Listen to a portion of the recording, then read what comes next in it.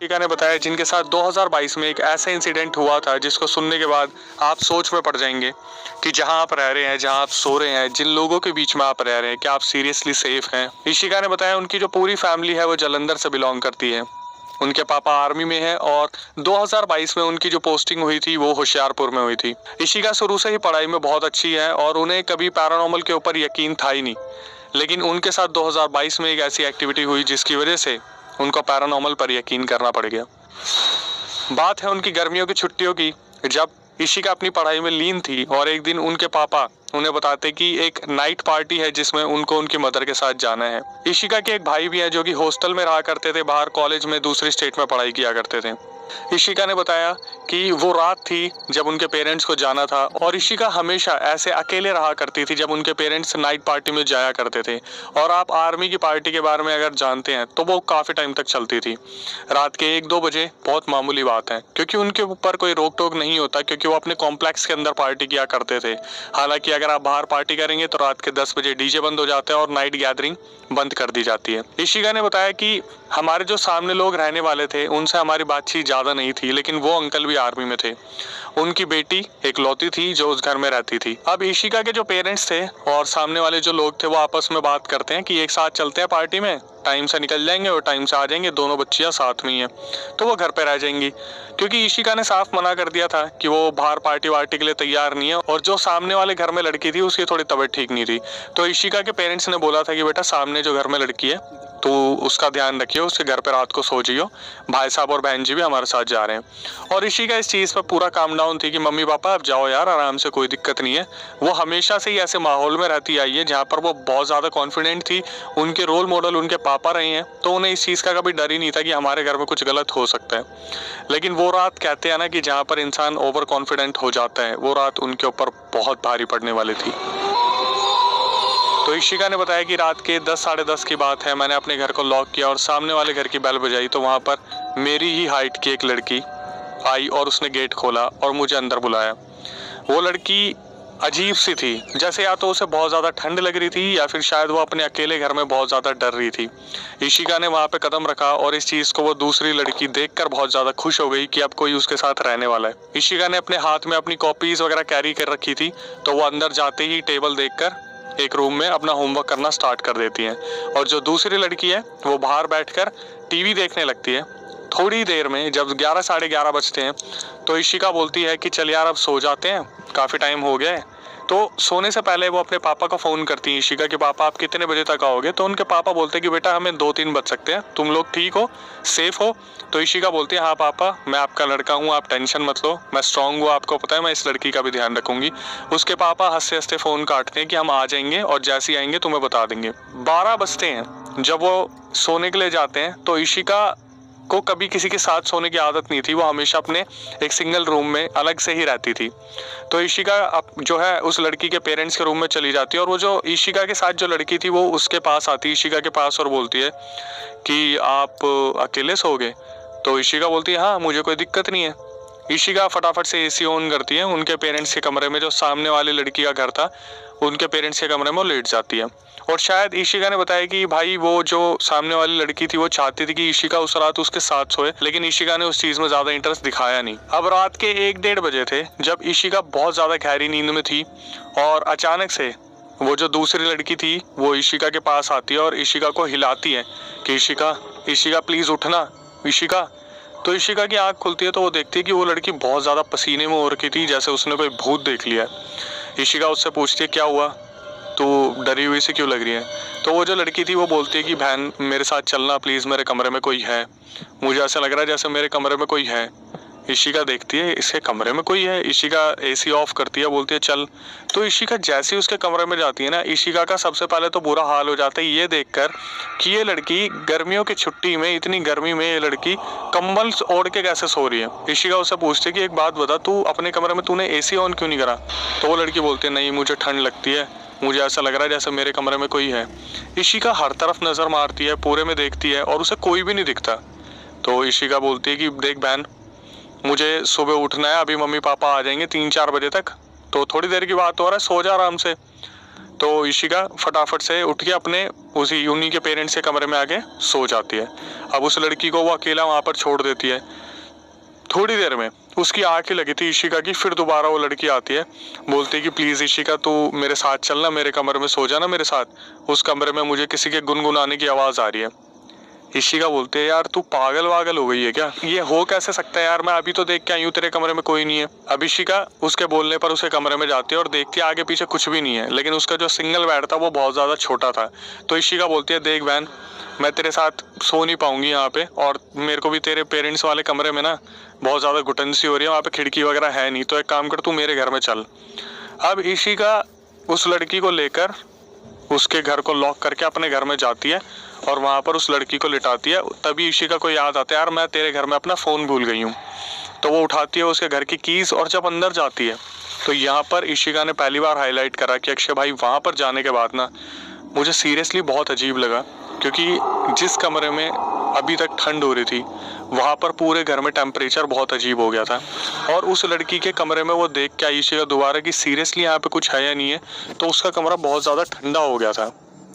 इशिका सब कुछ इग्नोर करती है और फटाफट से उस लॉक करके उस घर को अपने घर में आ जाती है।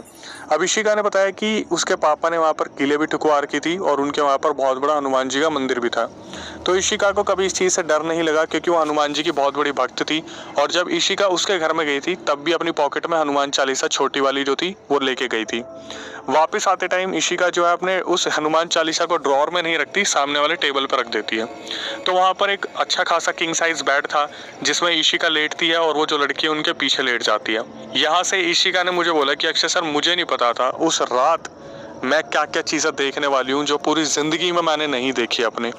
वो सारी हॉरर एक्टिविटी इस रात से शुरू हुई। इशिका ने बताया कि वो लड़की पीछे लेटी और मैंने अपनी आँख बंद की, तो थोड़ी देर में जब मेरी आँख खोली मैंने देखा जो मेरे सामने खिड़की है, जो खिड़की के आगे कर्टन्स थे जो थोड़े से बोलते हैं ना धरती को टच करने से थोड़े ऊपर कर्टन्स होते हैं। इशिका ने देखा जैसे उसके पीछे कोई लड़की देख रही थी। जैसे इशिका की आँख खुली उसने उस कर्टन को ढक दिया। इशिका ने मुझे लिटरली इस तरीके से बोला कि अक्षय सर मैं जो हालत हुई थी ना मेरी उस टाइम पे कि मैंने ज़िंदगी में नहीं सोचा था मेरे साथ कुछ ऐसा हो सकता है। इशिका ने देखा उस कर्टन के पीछे कोई लड़की थी, एकदम से उसने देखकर इशिका को पर्दा आगे कर लिया। इशिका बहुत ज़्यादा डर गई और उसने पीछे मुड़ के देखा तो वो जो दूसरी लड़की थी सामने वाले घर वाली लड़की वो भी उस टाइम पे जगी हुई थी। इशिका ने डर के मारे एक चद्दर अपने ऊपर ओढ़ ली और उस लड़की को बोला तू भी सो जा चुपचाप। अब ये सोने की कोशिश ही करते हैं, इतने में जो पीछे लड़की लेटी थी उसने इशिका को हाथ मारा, इशिका देख वो लड़की आ गई। इशिका ने अपनी चद्दर नीचे की तो उसने देखा वो लड़की सीरियसली एक लड़की चल के अंदर आ रही है, वापस जा रही है, 2 कदम आ रही है, 2 कदम वापस जा रही है, 3 कदम आ रही है, फिर 3 कदम वापस जा रही है। इशिका इस चीज़ को देखकर बहुत ज़्यादा डर गई थी कि एक एंटिटी, एक लड़की छोटी सी कम से कम 5 फीट की होगी, वो लड़की आ रही है जा रही है, आ रही है जा रही है, आ रही है जा रही है। इशिका ने बोला कि कौन है ये? तो वो जो लड़की थी वो बोली कि अभी देखना ये ना मुझे रोज परेशान करती है, अभी देखना ये हमारे बेड के कॉर्नर पे आके बैठेगी। इशिका उसे ध्यान से देखती है थोड़ा सा चद्दर में से, तो वो जस्ट जो एंटिटी थी वो आती है वापस चली जाती है, आती है वापस चली जाती है। और इशिका इस चीज़ को देख के बोलती है कि ये कौन है, सच सच बता तू कब से झेल रही है इस चीज़ को। तो वो जो लड़की थी वो बोलती है कि मैं पूरे 10 से 15 दिन हो गए मुझे इसे झेलते हुए, ये मेरे को रोज दिख रही है, मैं अपने मम्मी पापा को बोलने की कोशिश करती हूँ लेकिन मेरी हिम्मत ही नहीं होती। इशिका उस लड़की को बोलती है हनुमान चालीसा गा मन में और सो जा। तो बगल में जो लड़की लेटी थी वो बोली मुझे तो हनुमान चालीसा भी नहीं आती। इशिका बोलती है जो मैं गा रही हूँ पीछे पीछे बोलती रहे। तो वो शुरू करते हैं जय हनुमान ज्ञान गुण सागर जय कपीसती हो लोक उजागर। और इन दोनों को कब नींद आ जाती है इन्हें पता ही नहीं चलता। अब हुआ क्या, इशिका के जो पेरेंट्स थे उन्हें आते आते सुबह टाइम लग गया और वो 4-5 बजे अपने घर पहुंचे। तो इशिका ने अपने पेरेंट्स को ये बताना ज़रूरी नहीं समझा उस टाइम पे जब वो 4-5 बजे आए थे। तो इशिका ने उस लड़की को सामने वाले घर में भेज दिया क्योंकि उसके भी पेरेंट्स आ गए थे और इशिका आके वापस लेट गई। जैसी इशिका की आंख सुबह खुलती है 8 बजे वो अपने पापा के पास जाती है और अपने पापा को बोलती है कि पापा रात को जो लड़की आई थी हमारे घर में उसके साथ ऐसा ऐसा हो रहा है पिछले 10-12 दिन से, और मैंने भी कल रात को कोई लड़की को देखा था जो ऐसे ऐसे अंदर बाहर हो रही थी। अब जो इशिका के पापा थे वो इशिका पे इतना ज़्यादा ट्रस्ट करते थे वो फटाफट से एक पंडित जी को फ़ोन करते हैं जो उनके नोन में थे। कि पंडित जी अभी की अभी आओ, मेरी लड़की ने ऐसा कुछ फेस किया है जिसकी वजह से वो बहुत ज़्यादा डिस्टर्ब है। तो पंडित जी उनके नोन में थे, वो आते हैं वहाँ पर 1-2 घंटे बाद। तो जो इशिका के पापा थे उसने सामने वालों से इस बारे में बात नहीं की थी कि ऐसा कुछ हुआ है। जो पंडित जी आते हैं 1-2 घंटे बाद, वो आते ही कदम रखते ही बता देते कि यहाँ पर कुछ गलत है, कोई ना कोई नेगेटिव चीज़ है जो अपने आप को छुपा रही है, लेकिन उसका कोई सोर्स पता नहीं चल रहा कि किस तरीके से वो आ रही है, किस तरीके से वो जा रही है। तो जो पंडित जी आए थे वो इशिका के पापा को कुछ कंफर्म नहीं कर पाते और पंडित जी एक थोड़ी देर में कुछ सॉल्यूशन बता के वहाँ से चले जाते हैं। अब उस रात इशिका अपने कमरे में सो रही थी और उनके पापा मम्मी अपने कमरे में सो रहे थे। उन्हें लग रहा था जो पंडित जी आए थे जिन्होंने कुछ चीज़ें बताई थी उसकी वजह से सारी चीज़ें ठीक हो गई। बट आज रात इशिका के साथ ऐसी चीज़ हुई कि रिकॉर्डिंग पे जब उन्होंने मुझे बताई तो वो बोल रही थी कि उनका आपा खो गया था, शायद वो हार्ट फेल से मर जाती। इशिका ने बताया उस रात वो अपने कमरे में सो रही थी जब 2-2:30 बजे उन्हें एकदम से जो सामने बालकनी थी उनके कमरे की, उधर से आवाज़ आती है जैसे कोई घुर्रा रहा है। इशिका उठ के जाती है, बालकनी खोलती है देखने के लिए। लेफ्ट हैंड साइड में देखती है, बालकनी के ऊपर जो छोटा सा छज्जा होता है उस पे एक फीमेल उल्टी लटकी हुई थी जिसके बाल पूरे लटक रहे थे, आंखें रेड थी, पैर उनके छज्जे पे अटके हुए थे और वो इशिका को देख के बोली थी आजा आजा आजा मेरे पास। इशिका ने बोला अक्षय सर मैं जो भागी हूँ ना वहाँ से दुम दबा के अपने कमरे में और सीधा कंबल डाल के हनुमान चालीसा शुरू, फिर Hanuman Chalisa back to back, Hanuman Chalisa back to back, Hanuman Chalisa. कैसा न कैसे वो सो गई। इशिका सबसे पहले सुबह 7 बजे उठी और अपने पापा के पास जाके रोना शुरू कर दिया कि पापा ऐसे ऐसे रात को मुझे एक एंटिटी दिखी थी और वो बालकनी में लटकी हुई थी। उनके पापा भी बहुत ज़्यादा घबरा जाते हैं। वो कैसे न कैसे अपने जो कुल देवी होते हैं उनके मंदिर में फ़ोन करते हैं और वहाँ से पुजारी को भेजा जाता है। जो पुजारी थे अपने साथ 2 शिष्य को लेके आए थे। अब वो घर में पुजारी कदम रखते हैं जो बहुत ज़्यादा सिद्ध पुजारी थे। वो कदम रखते ही देखते हैं आगे पीछे, बोलते हैं यहाँ पर किसी ने ब्लैक मैजिक करा हुआ है। तो उसके पापा सोचते हैं यार एक रात मैं इस घर में नहीं था, एक रात को क्या ऐसा हो गया जिसकी वजह से ब्लैक मैजिक की मतलब एक्टिविटी मेरे घर में कैसे हो गई। तो पुजारी बोलते कि एकदम से इशिका के बेड की तरफ देख के बोलते इस बेड के पीछे क्या है। तो उस बेड को जब खिसकाया जाता है तो उसके अंदर से एक हेयर बैंड निकलता है पीछे से और एक हाथ का ब्रेसलेट निकलता है जो बीड्स का बना हुआ था। अब वो पुजारी बोलते हैं इसे बाहर लेके आओ। अपने शिष्य जो होते हैं उन्हें बोलते हैं हाथ मत लगाना, रुमाल से पकड़ो इसे। रुमाल से पकड़ के उसे बाहर लाते हैं और रुमाल से पकड़ के जब देखते हैं तो जो बीड्स के बने हुए थे उसमें एक ब्लैक और रेड बीड्स थी। ब्लैक और रेड बीड्स में एक नाम था और वो नाम जो था वो सामने वाली लड़की का उस पर बुंदवा के लिखा हुआ था। जैसे कोई ऐसे होता है ना, नाम लिख दिया जाता है ब्रेसलेट पे, तो उस लड़की को बुलाया जाता है कि ये ब्रेसलेट कहाँ से आया तुम्हारे पास और ये इस घर में क्या कर रहा है। तो वो उसने बताया कि जब मैं उस रात सो रही थी तो मैंने अपना हेयर बैंड खोल दिया था और ब्रेसलेट के साथ मैं ऐसे ऐसे खेल रही थी टाइम पास के लिए, तब वो मेरे हाथ से शायद गिर गया था। अब पूछा जाता है कि ये ब्रेसलेट तुम्हें किसने दिया। तो जब पुजारी जी आए थे उन्होंने जब वो सामने वाली लड़की को बुलाया था तो उसके पेरेंट्स भी साथ में आ गए थे। तो ये सब कुछ जो हो रही थी क्रिया उसमें जो सामने वाले पेरेंट्स अपनी बेटी को पूछते कि बेटे ब्रेसलेट तुझे किसने दिया, तो उस लड़की ने जो बताया वहाँ पर सब दंग रह गए थे। वो ब्रेसलेट उनकी मासी ने उस लड़की को दिया था। उस लड़की की मासी का यहाँ पर एक बहुत बड़ा रोल निकल के आता है। जो ब्रेसलेट उस लड़की को दिया था और उस ब्रेसलेट के ऊपर मारन क्रिया कर रखी थी, सिर्फ 10 से 15 दिन के अंदर मारने के लिए ये सारी की सारी क्रिया कर रखी थी सामने वाली लड़की के ऊपर।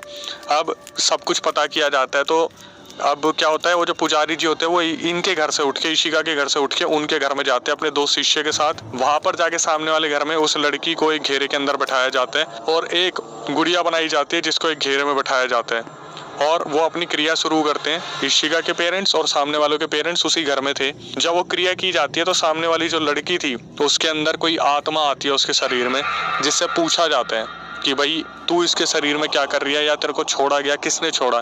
तो वो आत्मा बताती है कि मुझे इसकी मासी ने छोड़ा है इसको 15 दिन के अंदर ख़त्म करने के लिए। तो उससे रीज़न पूछा जाता है कि क्यों ऐसा करा गया, तो वो बताती है कि जो मासी का लड़का है वो हैंडीकैप्ड है। तो पुजारी जो है उस लड़की के पापा मम्मी से कंफर्म करते हैं सच बोल रही है, तो बोलते हैं हाँ ये सच बोल रही है। तो उस आत्मा से पूछा जाता है और तो सारी बात वो बताती है। वो आत्मा बोलती है कि ऐसे ऐसे इस लड़की जो सामने वाली लड़की थी इसके ऊपर बहुत ज़्यादा जायदाद छोड़ रखी थी कि क्योंकि इसके आगे जाके शादी होनी है, तो जो पूर्वज थे वो पहले ही इनके लिए बहुत ज़्यादा पैसा जोड़ के गए थे और इनकी जो मासी थी इस चीज़ से बहुत ज़्यादा चिढ़ती थी कि मेरे लड़के के लिए पैसे नहीं दिए, वो हैंडीकैप्ड है, तो ये लड़की मर जाएगी तो जो हिस्सा है वो लड़के की तरफ ज़्यादा आ जाएगा। ये सब सुनने के बाद सारे बहुत ज़्यादा परेशान हो गए थे कि अब लड़की का क्या होगा। तो पुजारी जी बोलते हैं कोई नहीं, मैं इसको फ्री कर दूंगा। तो वो बोलते हैं आत्मा को कि तुझे यहाँ से जाना होगा, तुझे यहाँ मुक्त कर देंगे। तो आत्मा खुद बोलती है कि मुझे मुक्त कर दो, मुझे बहुत टाइम से इसकी मासी ने बांध रखा है और अपने सारे कुकर्म मेरे से ही करवाती है वो। तो बोलते हैं उस आत्मा को तू शरीर से निकल जा, अभी तेरे को तेरा स्थान मिल जाएगा। उसके बाद जो 2 शिष्य थे उनको बोलते विधि विधान शुरू करो और इस गुड़िया में सारी जो है चीज़ें डाल दो जो बांधने की होती है। अब जब वो गुड़िया निकल के आती है तो गुड़िया को उनके सामने वाले पेरेंट्स के जो हेड थे उनको दी जाती है और बोलते हैं कि इसे आपको बहुत दूर कहीं पे ऐसी जगह दफना के आना है जो कि इस गुड़िया को कभी कोई ढूंढ ना सके। उसके बाद फिर वो जो सामने वाली लड़की थी उसको 2 से 3 नारियल दिए जाते हैं लाल कपड़े में बांध के और बोला जाता है कि इसे आपको शमशान के बाहर रख के आना है। उनकी मम्मी भी उनके साथ जाने वाली थी और बोला था शमशान के बाहर जब आप रख के आओगे तो आपको आवाज़ आएगी, आपको पीछे मुड़ के नहीं देखना। दोनों सॉल्यूशन करे गए और दोनों सॉल्यूशन के बाद वो लड़की फ्री हुई। उसके बाद जब इशिका ने उस लड़की से पूछा और उसके पेरेंट्स ने पूछा कि बेटा इन दिनों आपके साथ कोई एक्टिविटी नहीं हुई थी, तो उस लड़की ने बोला कि जो ब्रेसलेट और हेयर बैंड था जब वो इशिका के बेड के पीछे पड़ गया था उस दिन के बाद उस लड़की के साथ कुछ भी नहीं हुआ। जो सामने वाले पेरेंट्स थे और इशिका के पेरेंट्स थे उन्होंने पूछा कि मासी ने जब आपको ये ब्रेसलेट दिया था तो आपको क्या बोला था। तो वहाँ पर एक ऐसी पंजाबी में लाइन निकल के आती है जिसे इशिका ने हिंदी में भी ट्रांसलेट करके बताया, जो मेरे तो थोड़ा सा समझ से परे थी पंजाबी में, पर हिंदी में वो कुछ ऐसी थी कि हम जिनसे प्यार करते हैं वो रहें और जिनसे हम नफरत करते हैं वो मर जाएं। अब इस रिकॉर्डिंग को आप सुनोगे हमारी वीडियो में, उसके बाद में आता हूँ। तो उसकी मम्मी ने बोला क्या बोला उन्होंने ऐसे पहनाते हुए, तो उन्होंने पंजाबी में बोला था कि ਜੂੰਦੇ ਵਾਸਤੇ ਰਹਿਣ ਜਿਹੜੇ ਸਾਡੇ ਆਪਣੇ ਆ ਤੇ ਲੈ ਕੇ ਉਹਨੂੰ ਜਾਣ ਜਿਹੜੇ ਸਾਡੀ ਅੱਖਾਂ ਨੂੰ रड़कते हैं। इसका मतलब ये है कि जो हमें पसंद है वो तो जीते रहे, उनकी लाइफ अच्छी रहे, पर जो हमारी आंखों को रड़कते नहीं पसंद वो उसको लेके जाएं, जान उसके लिए। तो इशिका ने पुजारी जी से पूछा कि वो जो एंटिटी थी वो अंदर बाहर आ रही थी, उन्होंने इनके ऊपर हमला क्यों नहीं किया। तो पुजारी जी ने एकदम से टेबल की तरफ इशारा करा और बोला वो जो हनुमान चालीसा वहाँ पे रखी है ना, जिस दिन तुमने उस टेबल पर रख दी थी, उस हनुमान चालीसा के आगे कभी कोई ब्लैक मैजिक एंटिटी या कोई कितनी भी पावरफुल एंटिटी हो वो अपना जोर नहीं चला सकती। अब फाइनली मासी का क्या हुआ, तो जो सामने वाले घर में लड़की थी, सामने वाले जो पेरेंट्स थे उन्होंने मासी से अपना बिल्कुल कट ऑफ कर दिया है। उन्होंने कभी मासी को ये रियलाइज़ नहीं होने दिया कि जो आपने किया वो हमने अपनी बेटी के ऊपर से कैसे उतरवाया। बट अब उन्होंने अपनी मासी से बात बंद कर दी है और वो लोग मासी के बिल्कुल भी टच में नहीं है। तो दोस्तों आपने ये सुना होगा, इससे ये पता चलता है कि नफरत का जो औहदा है वो कितना ज़्यादा आ चुका है और हम कलयुग में हैं। तो आप ये देख लीजिए कि मारने वाला इंसान कभी सामने से हमें मारेगा नहीं, वो कुछ ऐसा कर देगा हमारे साथ कि हमारे सामने वालों को लगेगा ये तो ऐसे ही मृत्यु मर गया, इसकी शायद तारीख आ गई थी।